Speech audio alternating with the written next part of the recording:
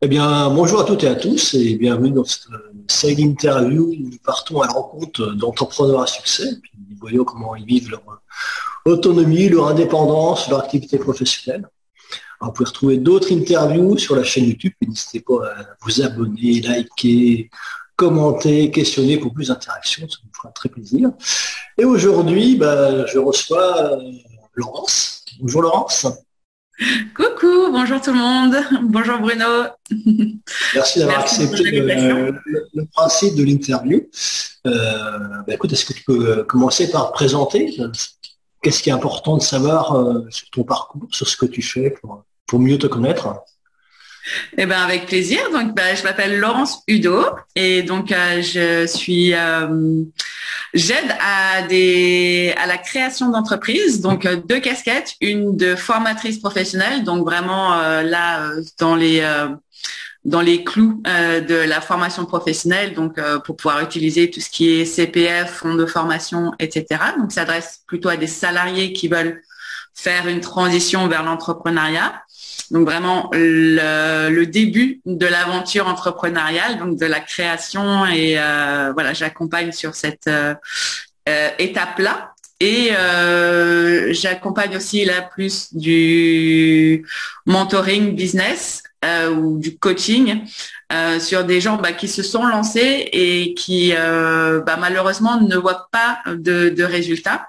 Et donc là, c'est vraiment revenir sur la structure voilà de leur entreprise, remettre les piliers droits, remettre des clous là où il faut et pour pouvoir voilà se développer. Donc les deux casquettes vraiment du début du parcours d'entrepreneur. Voilà. Voilà. Donc, tu t'adresses plutôt à des jeunes entrepreneurs, alors, quel que soit leur âge, mais Exactement. Vraiment, voilà, les premières étapes de l'aventure entrepreneuriale. Et bien sûr, oui, ça n'a rien à voir avec l'âge parce que on peut se lancer et commencer à n'importe quel âge. On n'est jamais trop vieux ou ce n'est jamais trop tard. Donc, non, c'est pas une question d'âge, c'est une question d'envie. voilà, avoir envie et y croire. Comment dire. L'envie, souvent, c'est ça. Exactement. Y croire, c'est déjà plus compliqué parfois.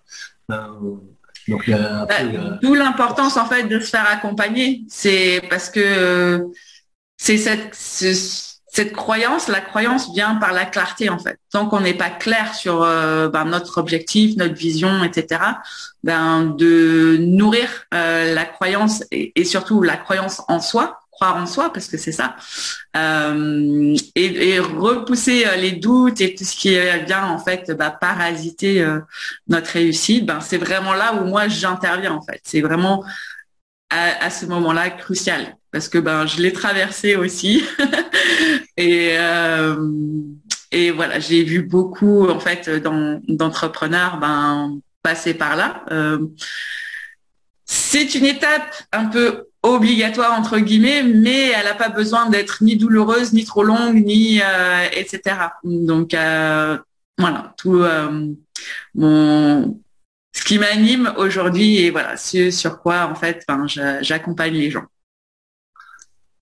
alors, dans ton parcours, tu as fait des choses avant, c'était très différent, c'est une suite logique, Exactement. En fait, j'ai fait le parcours moi-même.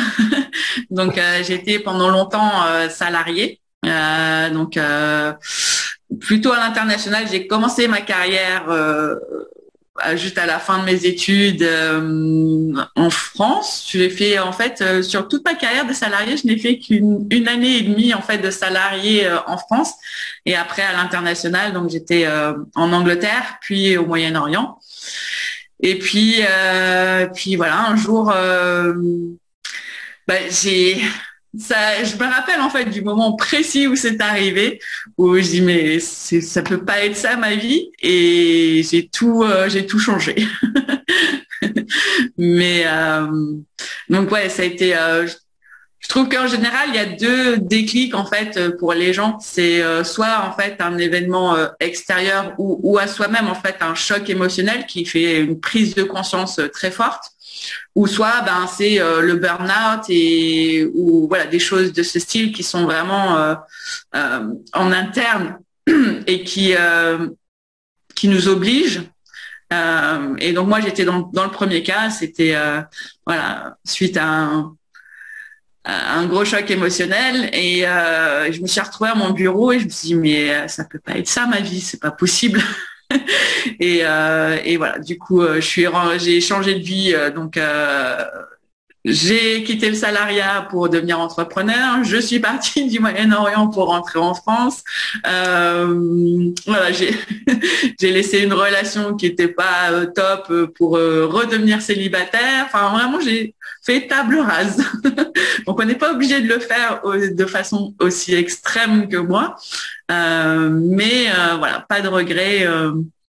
Même si c'est un chemin pas tous les jours évident, mais et c'est aussi pourquoi je veux le transmettre, c'est que moi je l'ai fait dans la douleur, dans l'effort, dans vraiment aller chercher mon pourquoi, ma vision, qu'est-ce qui m'anime, etc.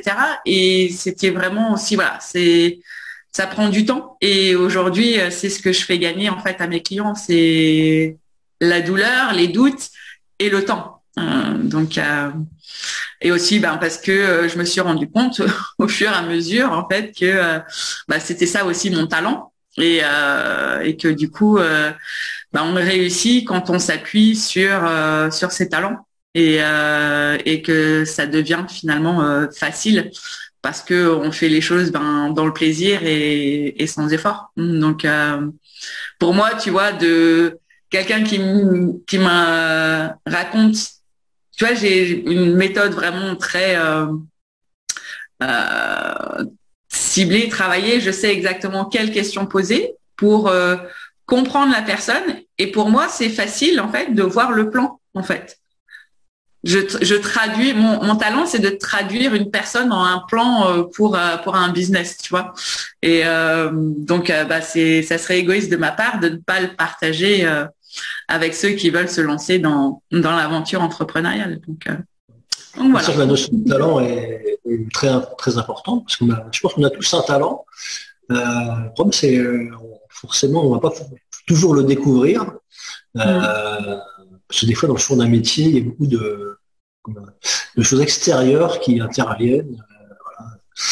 Voilà. Exactement. Et c'est vraiment très important de le dire, quoi. Tout le monde a un talent. Et la difficulté, j'ai envie de dire, c'est de trouver quel est ce talent. Parce qu'ensuite, c'est facile d'utiliser ce talent-là pour que ça devienne notre activité rémunératrice. J'ai même pas envie d'appeler ça un travail ou quelque chose de professionnel en fait, parce que ça devient notre activité indépendante et qui du coup nous rémunère. Mais je trouve que c'est très important en fait de dire on a tous un talent, mais tous. Voilà, il y en a qui le découvrent, qui ont la chance de le découvrir. Il y a des gens qui c'est comme une vocation, qui à 14 ans disent je veux être menuisier. Je connais quelqu'un qui a eu c'est élimination, on va dire, et il est devenu maître compagnon menuisier. Donc il a fait son tour de France, voilà, il a fait son chef-d'œuvre. Il y a des gens qui ne découvrent pas ou qui le découvrent tardivement. Oui, il y a tout un parcours. Et c'est vrai qu'on a tout l'impression qu'un travail, ça doit être pesant, difficile, alors que des fois, quelque chose qu'on fait facilement, c'est notre talent, mais en fait, on s'en aperçoit pas forcément. Comme on le fait facilement, on peut avoir l'impression que c'est le cas de tout le monde. Oui, tout le monde a ce talent-là, mais en fait, non. Et je trouve que c'est la réalisation de ça, en fait, parce qu'en fait, le mot talent, on attend quelque chose d'extraordinaire derrière, en fait. Et sauf qu'un talent, souvent, on le sait même pas que c'est un talent parce qu'on pense que tout le monde sait faire la même chose. Et c'est en l'identifiant et en le nommant qu'on se rend compte qu'il y a plein de gens, en fait, qui ne savent pas faire ce qu'on sait faire naturellement avec ce talent. Et c'est ça qui est magique. Et souvent, c'est les autres qui nous disent non, toi, tu sais faire ça, c'est une des étapes pour repérer son talent. Ouais. Voilà, il y en a d'autres. Il y a d'autres techniques. Il n'y a pas que ça. C'est vrai qu'il y a un sondage notamment qui dit que beaucoup de gens sont malheureux au travail. C'est aussi il y a plein d'autres, il y a plein de raisons. Il y a aussi l'environnement, aussi le management. Voilà, et c'est aussi ce qu'on vit à côté. Mais c'est vrai que le fait de ne pas avoir détecté son talent, c'est aussi, des fois, on peut choisir une voie qui nous rend malheureux en disant, et on se dit, après tout, c'est ça le travail. Hein. Voilà, oui, c'est normal. Et puis, une expression chez nous, c'est les métiers qui rentrent. Tu vois, si tu connais cette expression-là. Ouais. Ils rentrent bien dans la douleur. Voilà. Ouais. Tu souffres, c'est normal, c'est le métier qui rentre. C'est un peu pour le type de métier. C'est vrai que l'apprentissage, des fois, c'est un peu difficile, mais c'est juste de la douleur. Je pense souvent à l'exemple de Mbappé, là, qui est un grand joueur de football. Hein. Je suis sûr que lui, quand il joue au foot, c'est difficile ou douloureux pour lui. Après, il travaille beaucoup, il s'entraîne. C'est son talent. Et s'il avait pas trouvé son talent de footballeur, mais qu'il était devenu, je sais pas, pâtissier, peut-être qu'on dirait, les tartes de Mbappé, c'est pas terrible. Hein. Il serait passé à côté de son talent. Ouais, c'est ça. Et c'est vrai, il y a aussi écouter les autres et savoir s'écouter aussi. Savoir s'écouter, ouais. Et je trouve tu disais, il y a justement, on en parlait tout à l'heure, 68% des gens qui sont malheureux au travail. Et moi, tu vois, ça a été un de mes pourquoi. Dans le sens où c'est quelque chose que j'ai jamais compris. Autant j'ai eu ce déclic, tu vois, assez soudain, brutal et sur qu'est-ce que je fais de ma vie. Mais j'étais pas malheureuse en tant que salariée, en fait. C'était plus, j'avais l'impression d'avoir vraiment fait le tour et de me dire, en fait, je vais pas travailler encore 20, 25 ans de ma vie à faire la même chose. Et c'était plus cette réalisation-là que d'être malheureuse au travail. Mais 68%, c'est la statistique dont tu parlais, 68% des gens qui sont malheureux au travail. Et moi, c'est mon vrai pourquoi, en fait. J'ai dans mon entourage familial, énormément de gens qui se plaignent de matin au soir, du soir au matin, d'être malheureux au travail, mais qui ne le changent pas, qui ne font rien. Et c'est ça, en fait, qui pour moi est la vraie tragédie, en fait. Parce que, de ne rien faire pour changer sa situation, parce que je sais, ça demande du courage, il y a beaucoup de peur, il y a la peur de perdre son statut, de plus pouvoir payer, il y a énormément de peur, en fait, autour de ce changement de vie-là, que je peux comprendre parfaitement, mais c'est aussi mon pourquoi, en fait. C'est pourquoi j'ai créé cet accompagnement-là. C'est pour justement raccourcir au maximum cette période d'incertitude, cette période de doute où ça soulève beaucoup de peur.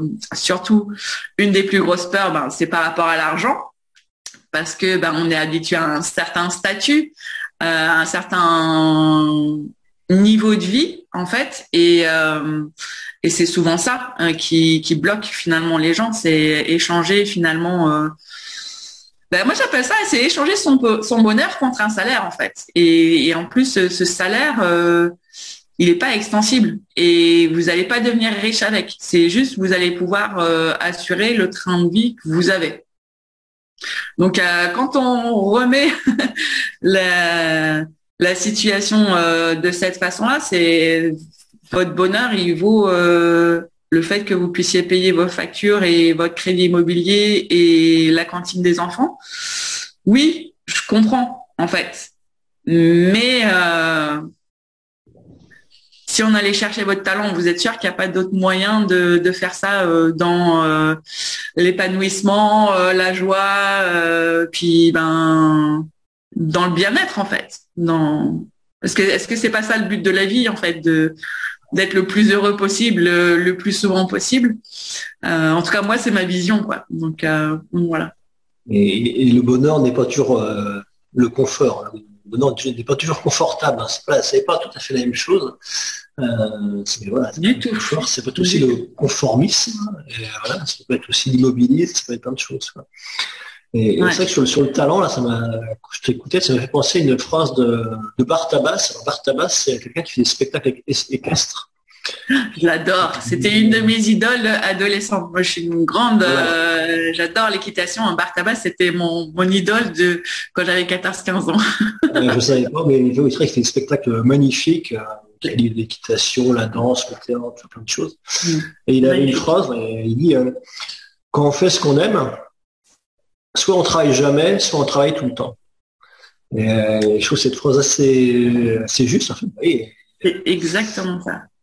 Mais c'est surtout le côté travailler tout le temps, ça ne se ressent pas en fait comme du travail. C'est pour ça que tout à l'heure je disais, je veux pas utiliser le mot travail ou activité professionnelle parce que ça devient au-delà de ça en fait. Ouais. C'est la magie du parcours d'entrepreneuriat. Mais c'est aussi tout à l'heure on disait. C'est pas forcément facile et oui parce que pour moi j'ai souvent l'habitude de dire devenir entrepreneur c'est le plus gros exercice de développement personnel qu'on puisse faire. Tout à fait.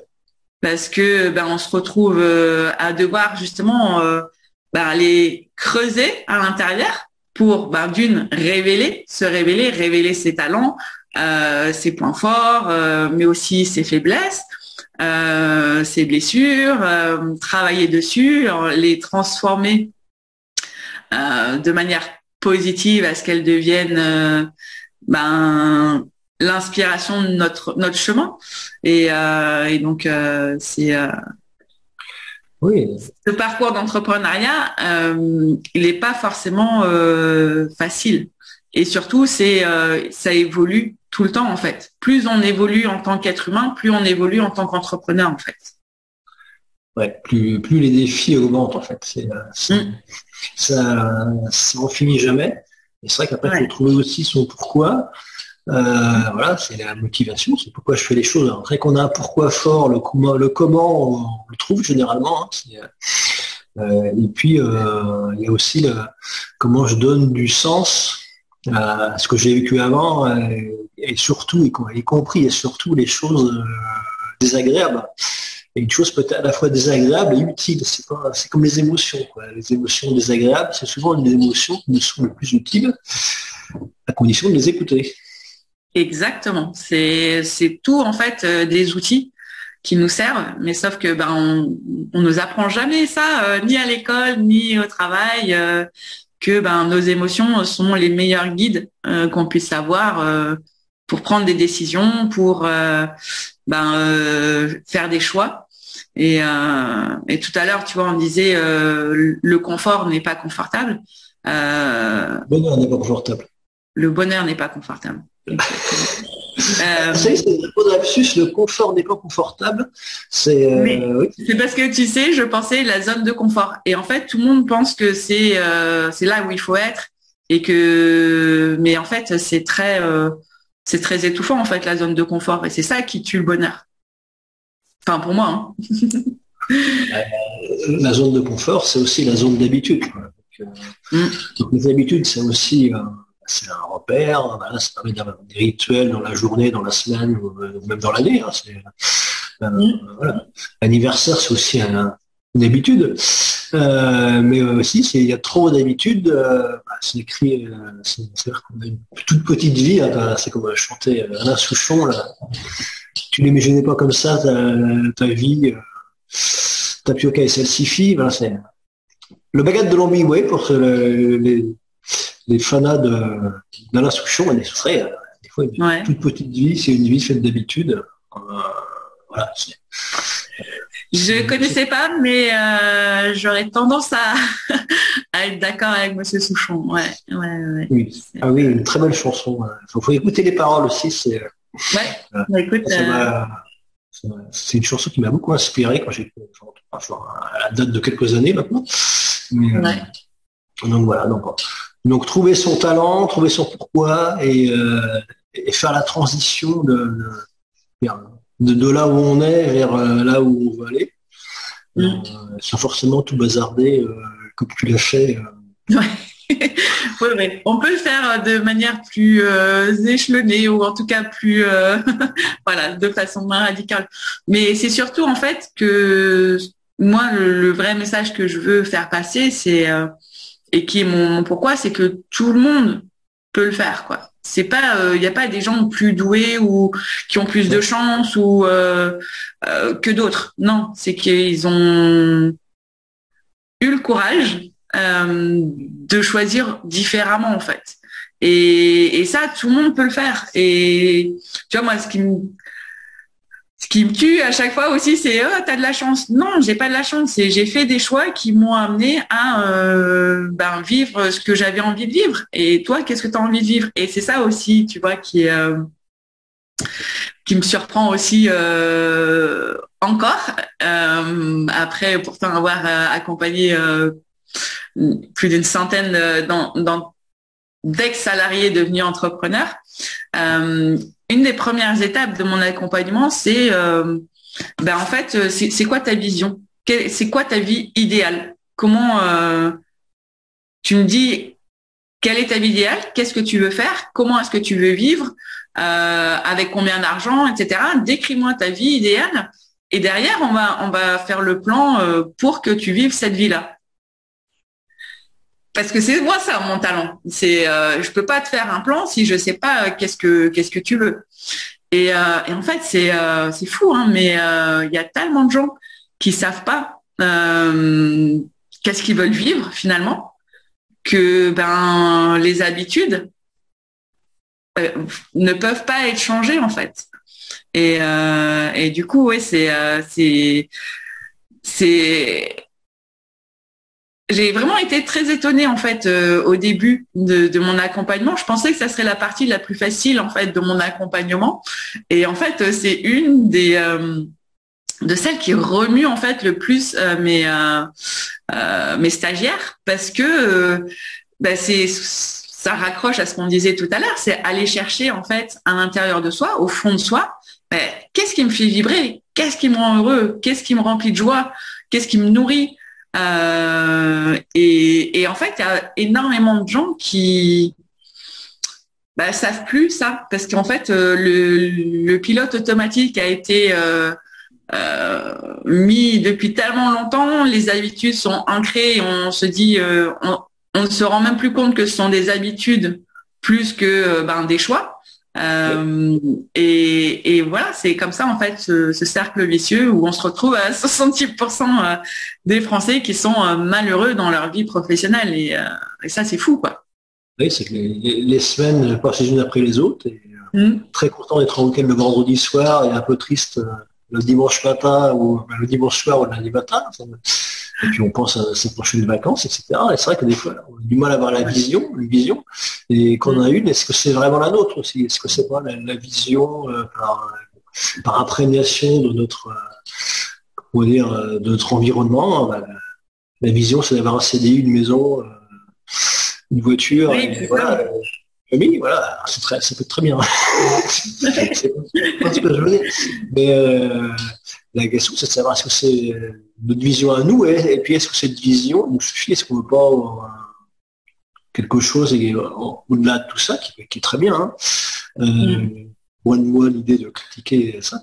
Mais est-ce qu'on peut avoir une vision qui est peut-être plus personnelle en disant, oui, c'est bien d'avoir un CDI, une maison, une voiture, une belle famille.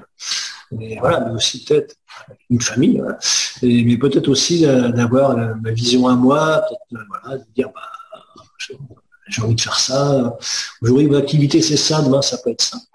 Et c'est vrai, c'est comment savoir sa propre vision, quoi. Exactement. Mais au contraire, moi j'espère qu'il y a des gens, je sais qu'il y a plein de gens pour qui avoir un travail du lundi au vendredi, sa maison, sa famille et les vacances, je crois c'est 5 semaines par an, oui. C'est leur vie idéale et tant mieux. Et c'est 32% qui restent en fait. Et tant mieux pour eux, et je suis contente pour eux. Et c'est mon message s'adresse pas du tout à ces gens-là. Et du coup, et vraiment mon message c'est pas du tout en fait qu'on doit absolument sortir des clous, des dictates de notre société, etc. Non, non, c'est de dire vous avez le choix, tout le monde a le choix en fait, et que si le CDI de lundi à vendredi, le crédit immobilier, le mariage, les 2 enfants et les 5 semaines de vacances, ce n'est pas votre vie idéale, mais vous n'avez pas, enfin, vous avez le choix de ne pas aussi vivre ce modèle-là en fait qui a été, pour moi, je l'appelle c'est le modèle de la réussite des boomers en fait, des baby boomers. C'était le modèle de ce qu'on appelle la réussite de cette génération-là. Et je pense que ma génération, notre génération, la génération d'après, ça n'est plus du tout en fait un idéal. En fait, je pense que il y en a beaucoup qui se rendent compte qu'on s'est un peu fait arnaquer sur la marchandise du CDI, tout ça. Enfin, et je pense que on aspire plus à de la liberté en fait. Je pense que justement le marché du travail a créé ça en fait, qui est 68% de personnes malheureuses au travail, c'est qu'il y a le système du monde du travail est malade. Et voilà, je pense qu'il y aura de plus en plus de gens qui vont vouloir sortir de ce système-là. Ce sont mes futurs clients, donc bienvenue à vous. Mais voilà, c'est vraiment en fait ce que je veux que les gens comprennent, c'est qu'on a toujours le choix. Et il y a énormément de gens qui pensent qu'ils n'ont pas le choix en fait, et c'est faux. C'est juste que faut aller explorer justement quelle est ma vie idéale, comment est-ce que je veux la vivre. Après, il y a tout ce qui vient gratter toutes nos blessures, hein, donc la peur du regard des autres, mais qu'est-ce qu'on va dire de moi. Moi, tu sais, quand j'ai quand j'ai largué toute ma vie précédente, ma tranche de vie précédente, tout le monde m'a dit mais t'es folle, t'as un boulot au Moyen-Orient super bien payé, un super bel appart, la voiture, les vêtements de luxe, etc. Tout le monde m'a pris pour une folle en fait en me disant mais pourquoi en plus je suis partie. Après bon c'est mon côté un peu lion impulsif, donc moi je l'ai vraiment fait rapidement, mais je m'étais quand même mis à l'abri. J'avais j'étais en sécurité financièrement pour quelques années, etc. Je l'ai pas fait non plus complètement sur un coup de tête. Même si de l'extérieur ça pouvait paraître un coup de tête, c'était quand même réfléchi et préparé. Mais c'est ça en fait, on a toujours le choix et c'est ça que je veux que les gens en fait comprennent vraiment bien. C'est aller chercher cette connaissance de soi, c'est aussi ce qui fait peur en fait et qui bloque beaucoup de gens. Et oui, ça demande d'aller à la rencontre de soi, vraiment, de faire le travail sur soi, de se comprendre, de se connaître, et puis c'est pas forcément un long fleuve tranquille.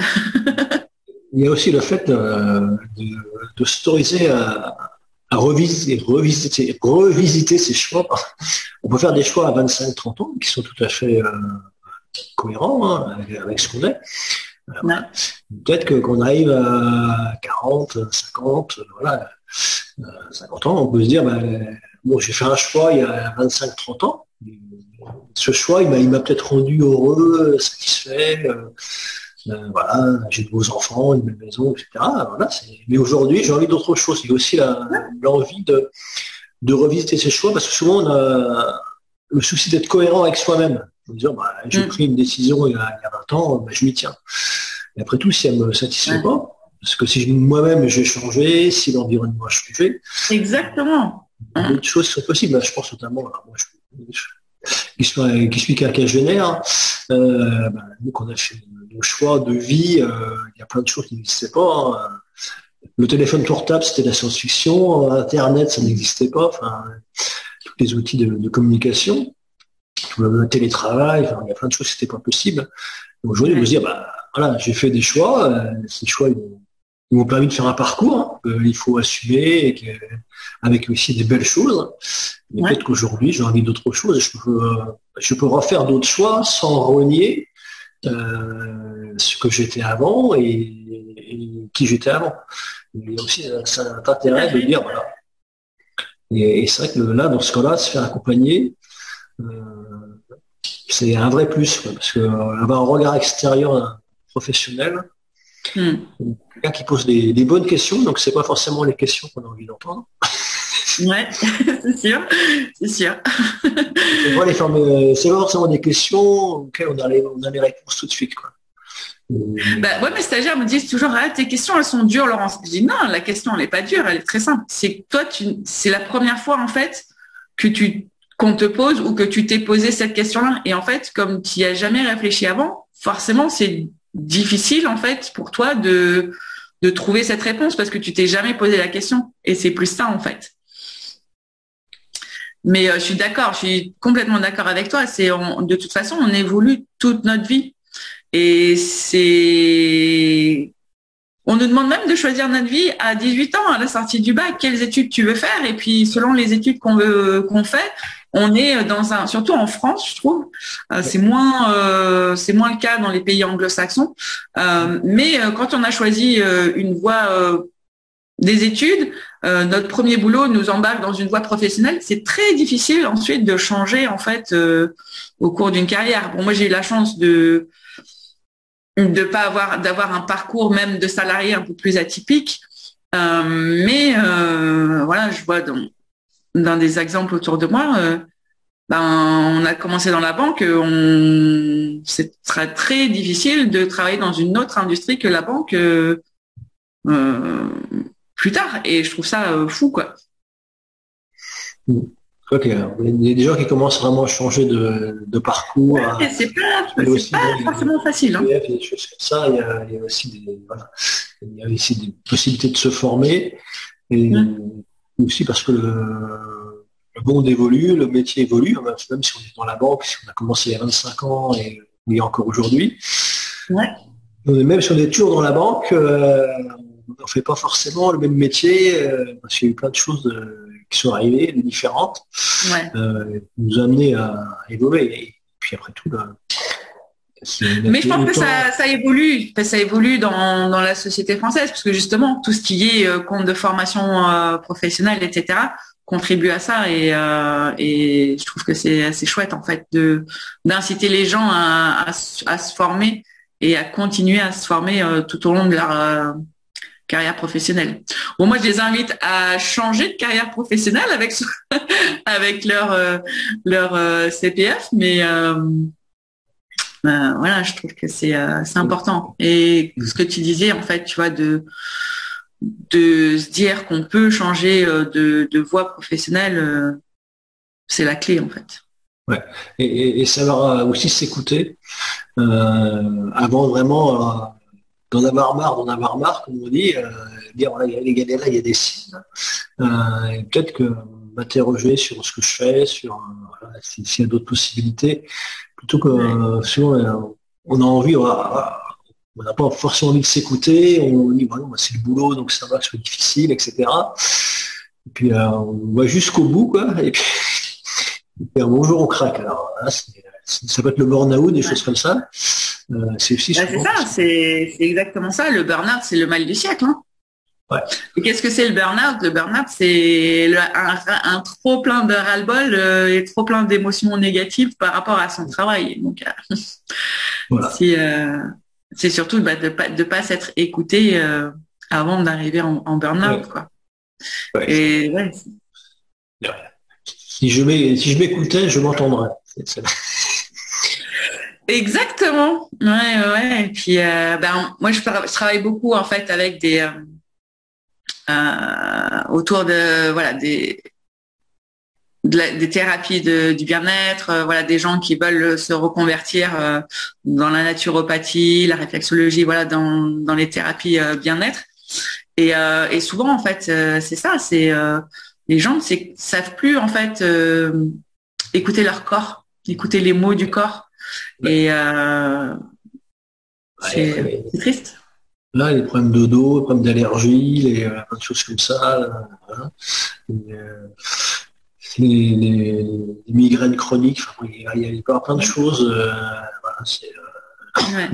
Même avant ça, les burn-out, oui, puis tous les petits mots, en fait, on dit oh c'est rien, c'est rien, puis en fait, bah non, c'est notre corps qui nous dit que bah il y a quelque chose qui va pas et qu'on n'écoute pas en fait.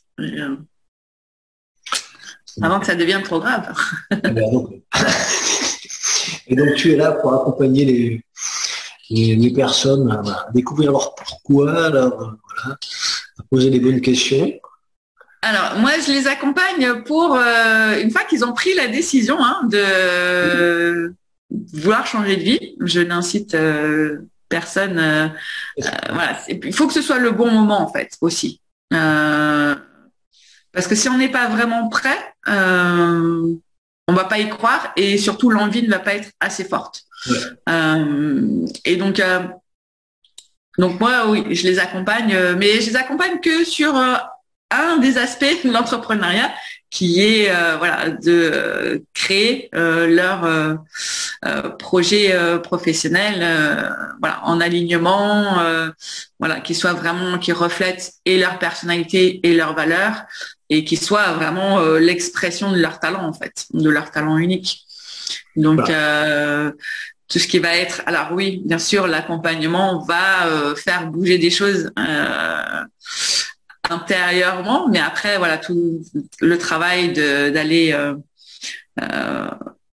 plus en profondeur dans la connaissance de soi, ça n'est pas que voilà, j'accompagne moins sur ce côté-là. D'accord. L'important, c'est de faire quelque chose qui nous ressemble, comme ça, on a une offre, comment dire, individualisée. Exactement. Voilà, et en plus, qui attire le bon client, en fait. Oui, exactement, parce que c'est ça, je sais que c'est pas forcément logique pour beaucoup de gens, mais en fait, si on veut parler à tout le monde, on parle à personne.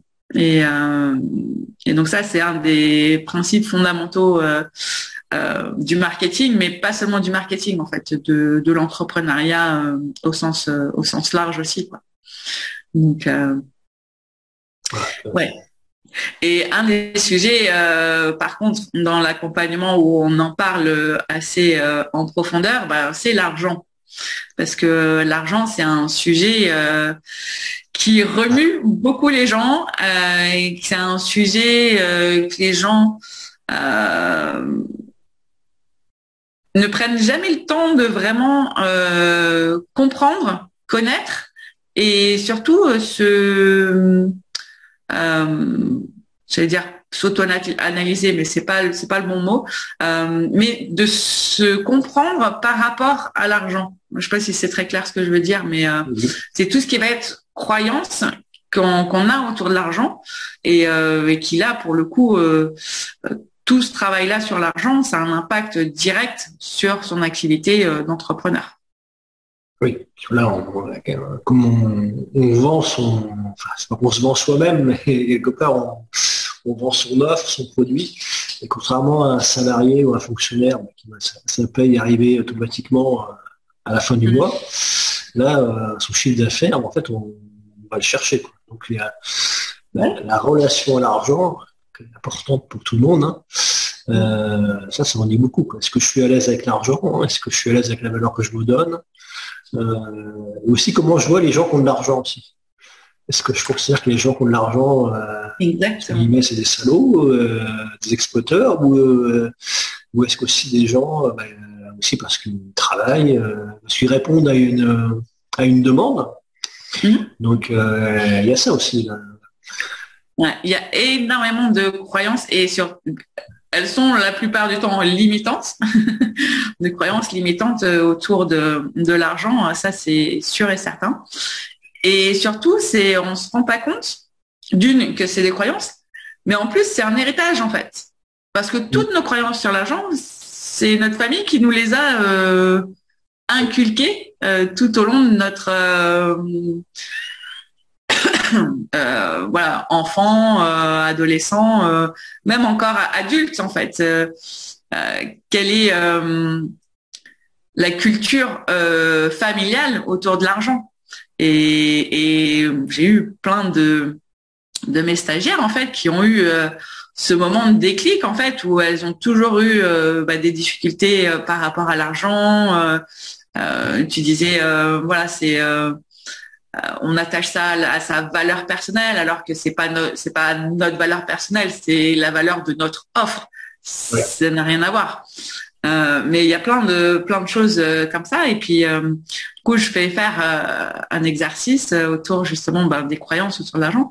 Et plein de mes stagiaires qui ont des moments de déclic, d'illumination en disant mais moi, c'est pas du tout ce que je crois. Enfin, c'est ce que mes parents croient et c'est leur vie, leur expérience. Mais ils m'ont transmis ça malgré moi, alors que moi, finalement, c'est pas ma vision en fait. Après, bon, on fait un travail justement pour casser toutes ces croyances qui sont héritées, soit par la famille, soit par la société. Et, bien sûr, on connaît tous que les riches c'est des cons et c'est des voleurs, et puis ils exploitent les gentils pauvres. Enfin bon, tu vois, c'est des fois, mais oui, puis il y a aussi l'expression l'argent ça pousse pas sur les arbres.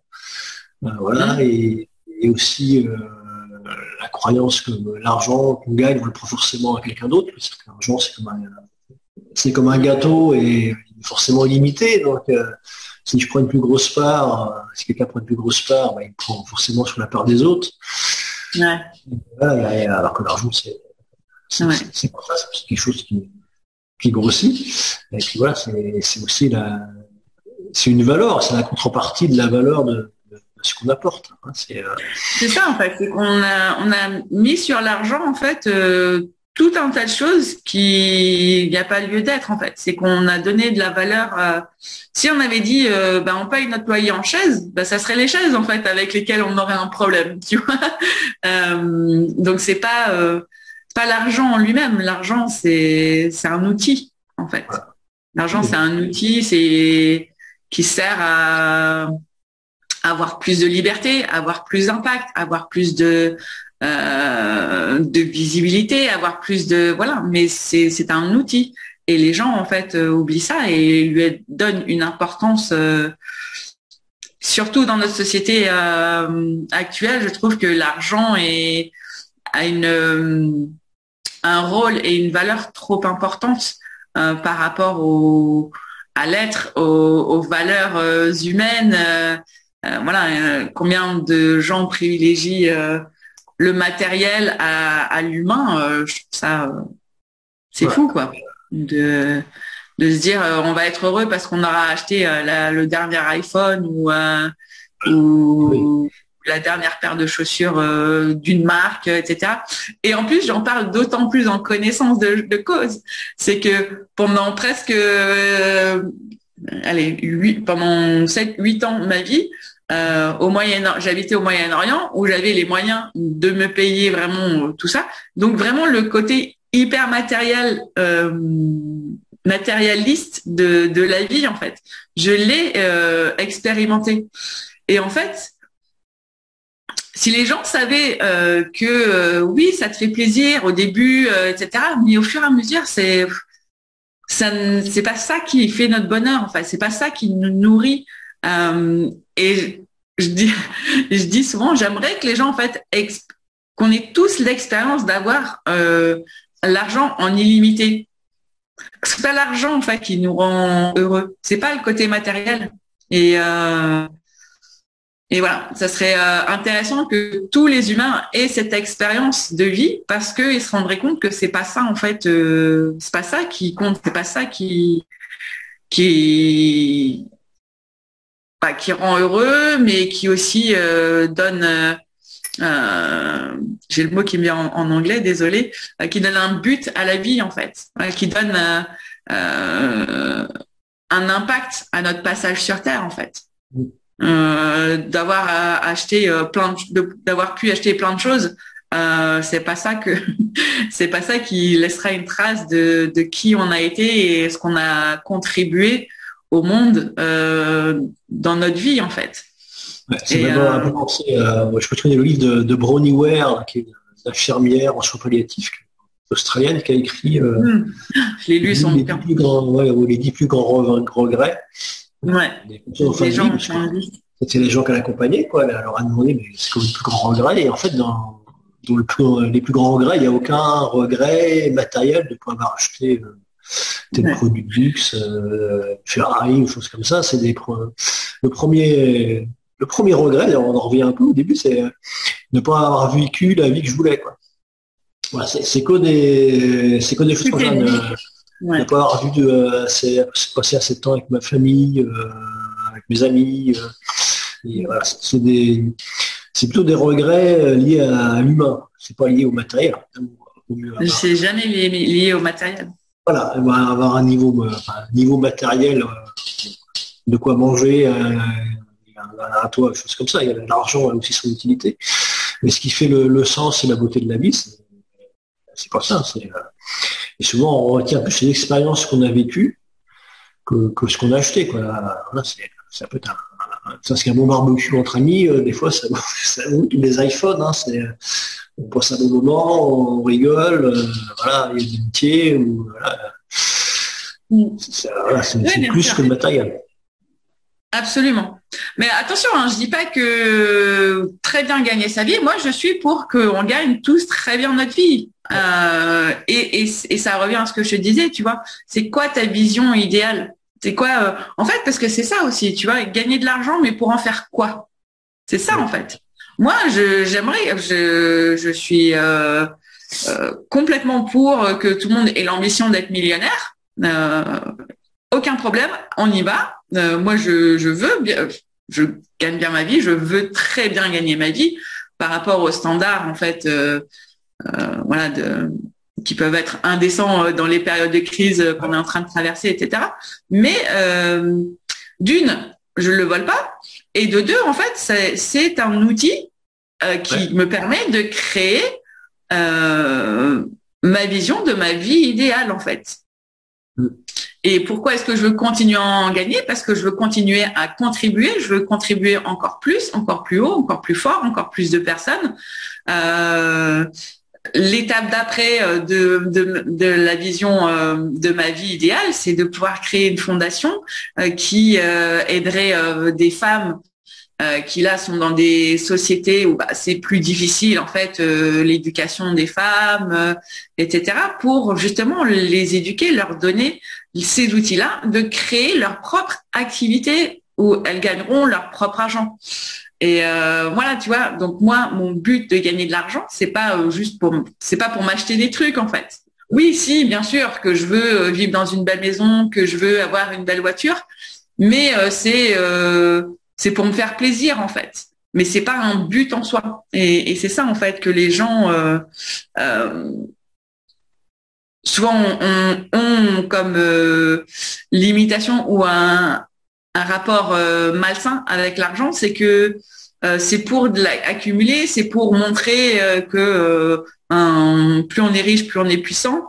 Enfin voilà, le côté malsain en fait de l'argent, plutôt que de s'en servir pour contribuer et pour créer un cercle vertueux et de grandir, de faire encore fructifier l'abondance en fait. Et c'est ça. L'argent, tout dépend comment on le gagne et tout dépend ce qu'on en fait, quoi. Exactement. C'est pas mauvais ou bien en soi. C'est pas, si je gagne de l'argent, j'ai pas de problème, c'est formidable. L'argent révèle qui tu es vraiment au fond, en fait. Si tu es un connard, plus tu auras d'argent, plus tu seras un gros connard. Si tu es quelqu'un de sympa, tu seras plus sympa. Enfin, tu vois, ça change pas qui on est, ça révèle qui on est. Ouais, ça révèle et ça amplifie. Exactement. Ouais. Donc, je suis d'accord là-dessus. Donc, l'intérêt aussi de bien se connaître parce qu'on a tous des côtés positifs et voilà, un côté obscur et un côté lumineux. Tous, c'est la binarité du monde en fait. C'est les deux faces de la pièce. C'est la lumière et l'ombre, le bien, le mal. Et en fait, c'est un équilibre. Et l'un ne peut pas exister sans l'autre en fait. Mais c'est se connaître justement ces parts d'ombre et pour qu'elles deviennent notre allié plutôt que notre ennemi en fait. Mais c'est ça.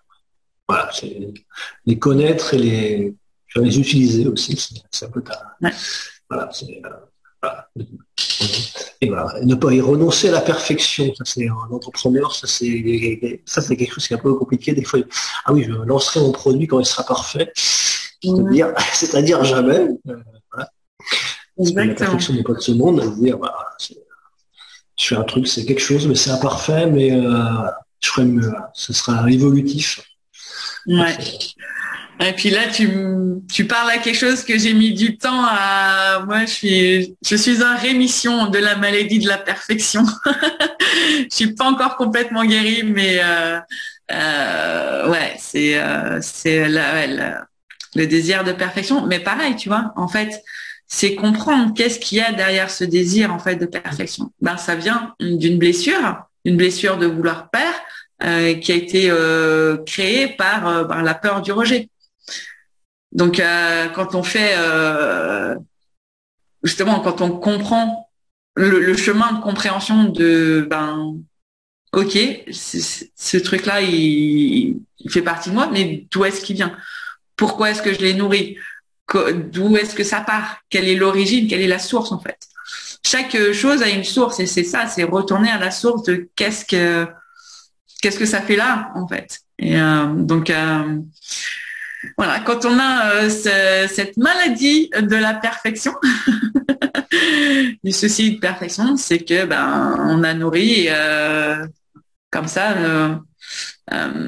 une arme contre, on s'est créé une arme contre la peur du rejet.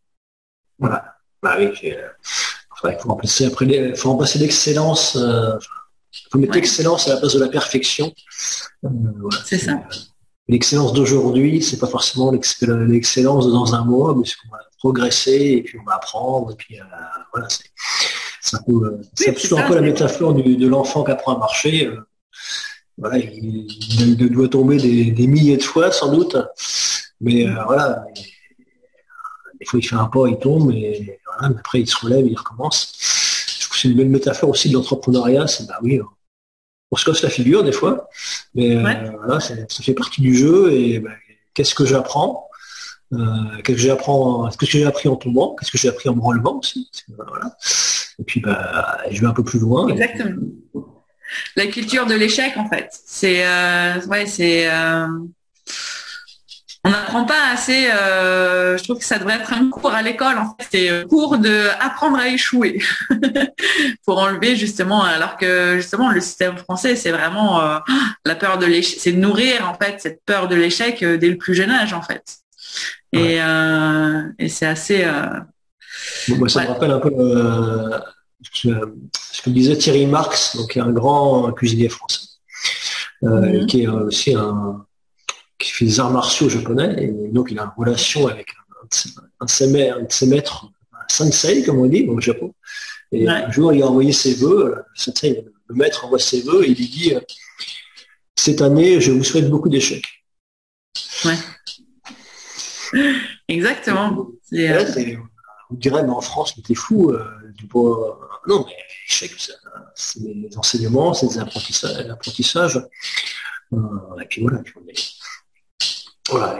C'est vrai qu'en France, quelqu'un qui a échoué, c'est un loser, c'est un nul, alors que dans d'autres pays, c'est quelqu'un au moins qui a tenté et puis il a appris quelque chose. Et voilà.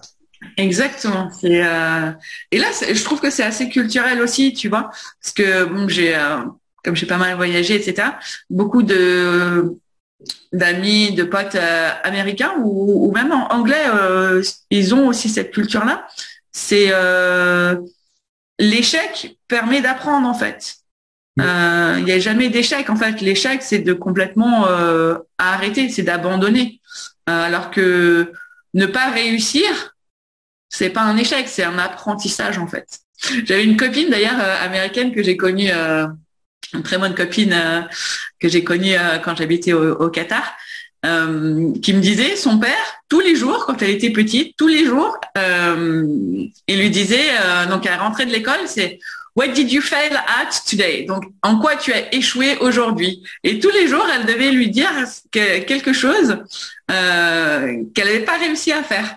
Et elle me disait c'était dans le sens inverse où je me faisais engueuler si j'avais pas réussi à échouer à quelque chose.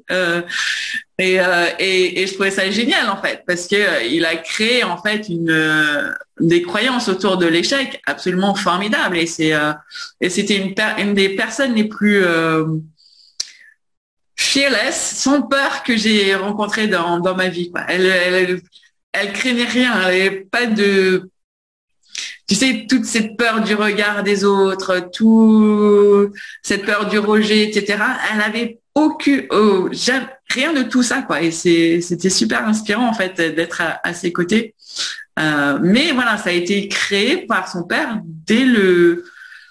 Oui. Dès l'enfance, quoi. Et c'est ça aussi, tu vois. Ton expression réussir à échouer. Exactement. Ouais. Succeed to fail.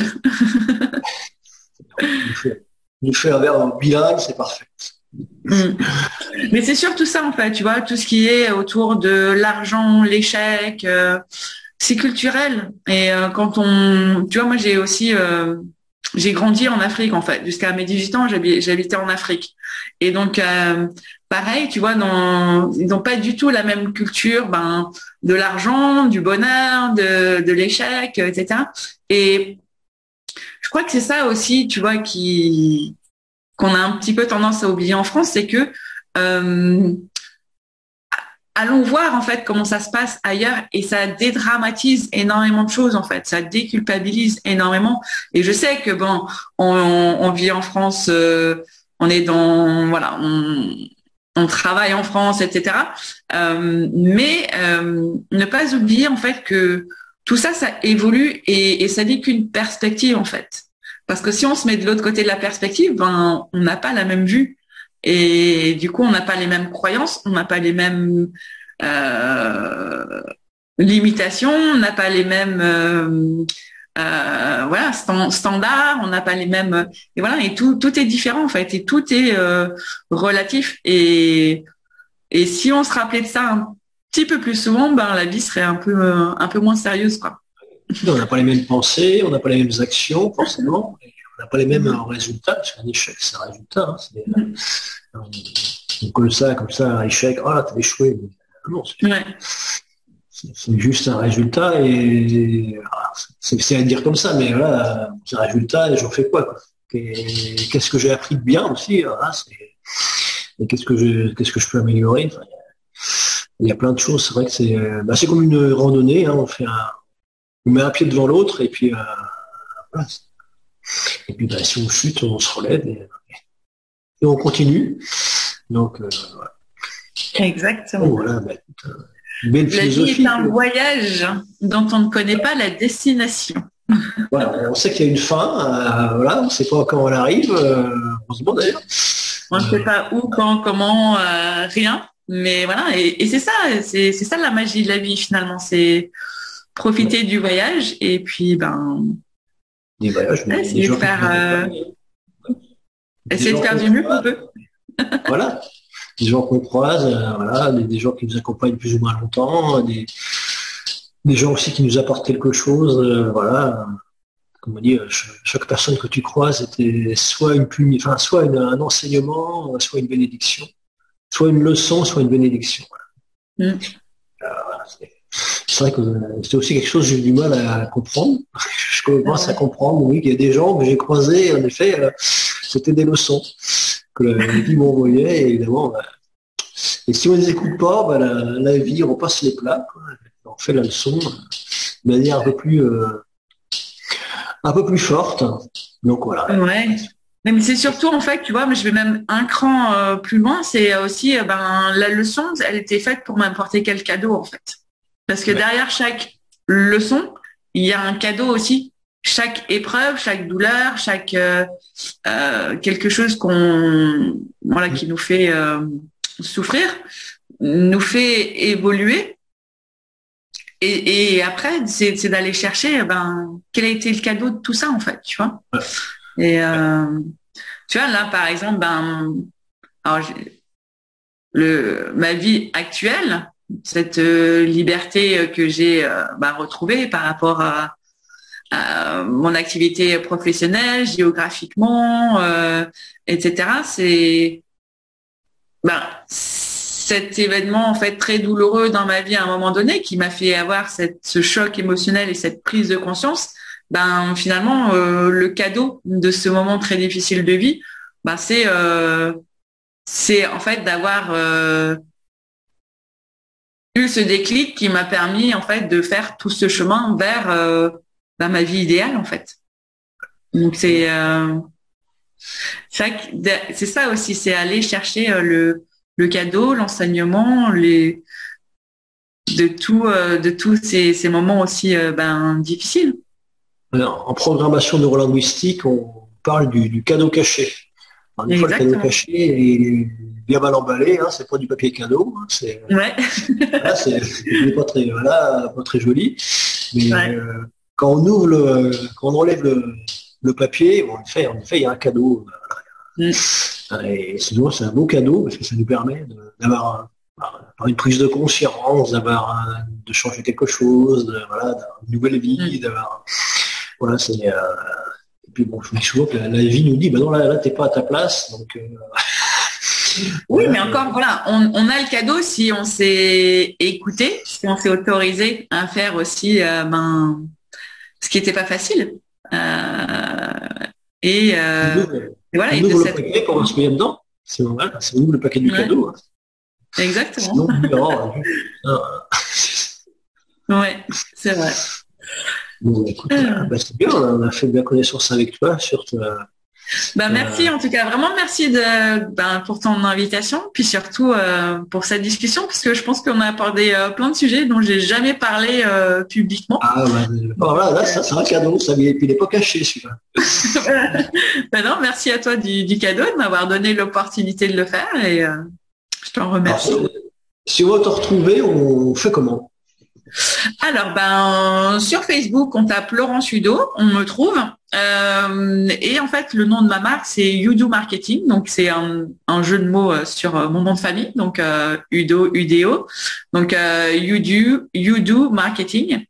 Donc, YOUDO marketing.com. Et je suis sur tous les réseaux, Instagram, Facebook. Vous me trouvez sur LinkedIn et bientôt sur YouTube. Ah oui, voilà. Bientôt tu seras sur YouTube, formidable. Voilà. Et puis bien sûr, vous trouvez toutes mes formations sur mon site internet.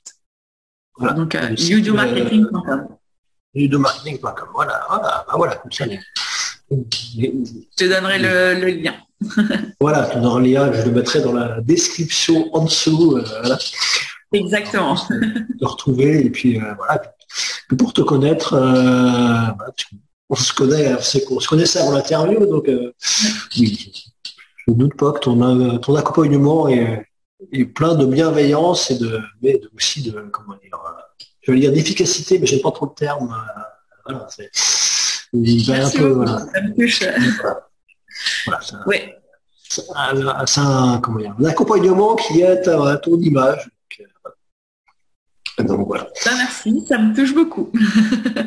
Voilà, écoute, merci pour l'interview. Puis on peut retrouver d'autres interviews sur la chaîne. Et puis n'hésitez pas à liker, commenter, abonner, questionner pour vos interactions. Et puis, voilà, puis merci Laurence. Et puis autrement, à bientôt pour une nouvelle vidéo.